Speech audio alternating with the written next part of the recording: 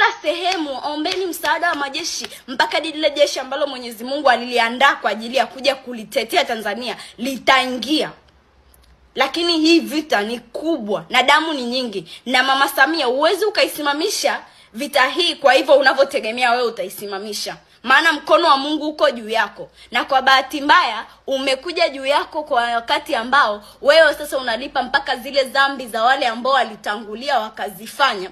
Jipu likalipukia kwako, maana hukuchukua muda kuacha Roho wa Mungu aongoze ndani yako. Ulichukua muda kuacha mali na vitu viongoze ndani yako badala ya ule upendo na uhalisia. Ili ungepata hekima usisikilize sauti ambazo za watu walikuwa wanakuambia ni ngazi gani za kupanda. Magufuli alipokuwa madarakani hakuna aliyekuwa anamwambia ngazi gani za kupanda. Alikwepo anapanda ngazi kutokana na Roho wa Mungu alivyokuwa anamtumia ndani yake.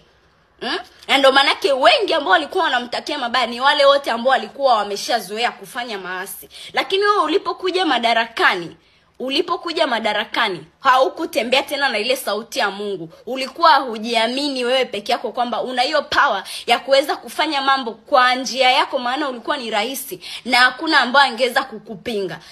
Ila uliogopa ya kwamba utakufa, na isitoshe utakufa tu kwa sababu ni lazima ufe. Kwa hichi ambacho kinaendelea katika taifa ni lazima ufe. Uliogopa kwamba utakufa, kwa hiyo kutaka kwenda kinyume na jinsi walivyokuwa wanakuambia wewe uende. Na ndio huko aliko kupoteza, maana sauti ya mwovu iliongea na wewe kupitia hiyo njia. Kwa hiyo ujumbe wangu, waache watu wa Mungu waende zao kwa amani na kwa haki yao, maana dunia hujaiumba wewe. Haujaiumba wewe na hutawahi kuweza kuiumba.